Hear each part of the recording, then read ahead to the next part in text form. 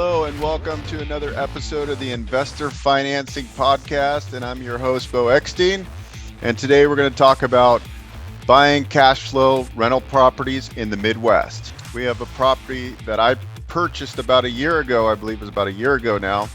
And I bought it for $9,600 all in on this property. That's right, $9,600. You know, if you're just starting out, there's properties like this available for you. And people go, wow, you can buy a house for $10,000. It's amazing.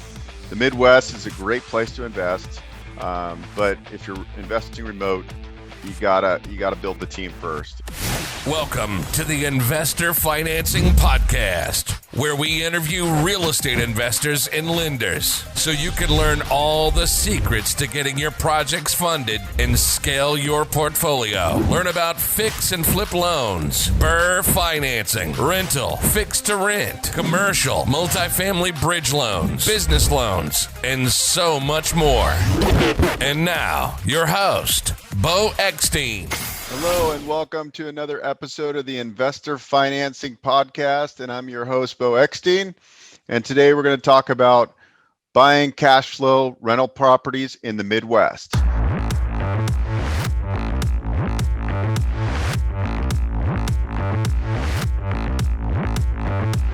As you can see on the screen, we have a property that I purchased about a year ago. I believe it was about a year ago now. And I bought it for $9,600 all in on this property. That's right, $9,600. Let me tell you how I found the deal. So I use Investor Carrot websites. And if you're in the house buying business, I highly recommend Investor Carrot websites. So now it's just Carrot websites. They're templated websites that you can design and optimize, and they're geared for SEO.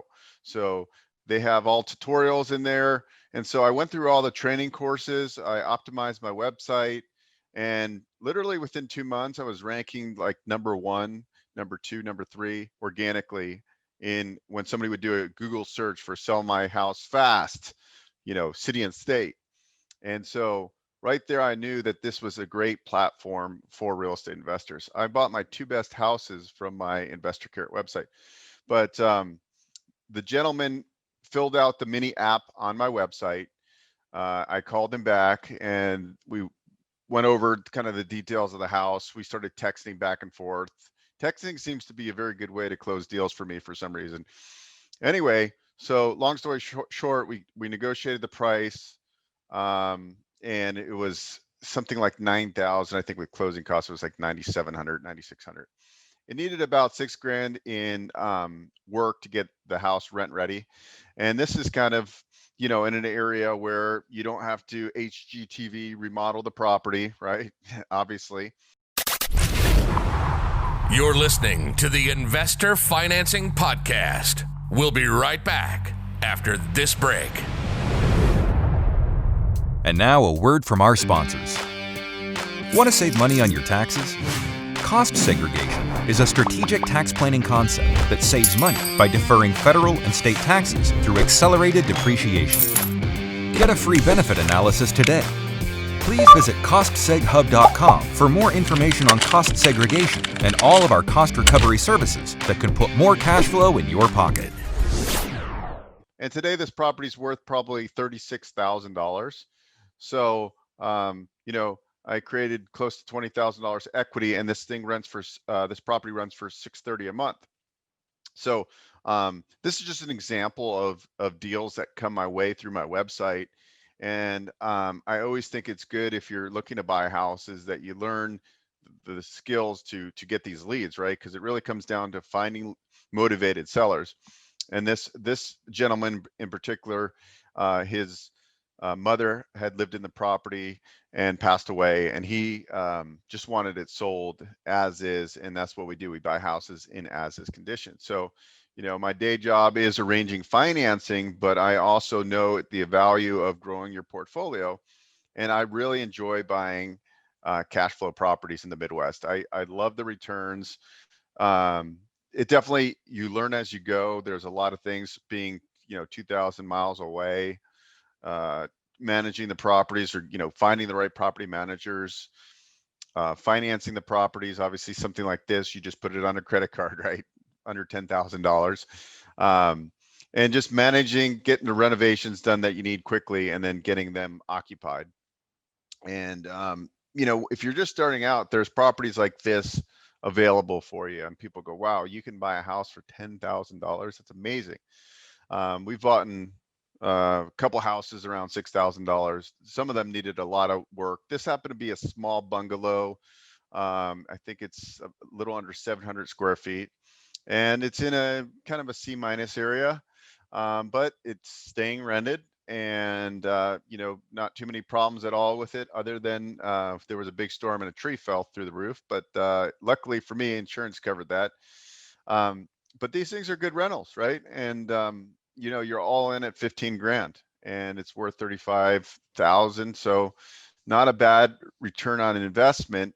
But in this area, this is probably like the lower end that I buy. I buy anywhere from $6,000 to $9,000 houses, and then I bought in fourplexes for 30,000. So there's markets out there where you can really, really get good cash flow. Now, is the appreciation going to be the same as the West Coast or the East Coast? Probably not.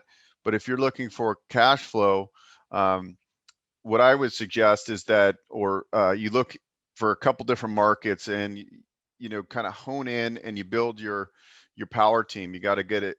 Good property management. Boots on the ground is essential for out-of-state investing. Boots on the ground is like the number one thing for out-of-state investing, because if you don't have the right property manager, and or if you're buying these older houses, they're going to need a lot of TLC. So when you're factoring in, make sure you're realistic on your expenses, because you're going to have turnover, you're going to have wear and tear, you're going to have in the Midwest, it's cold and it snows, so you got to make sure your roofs are good.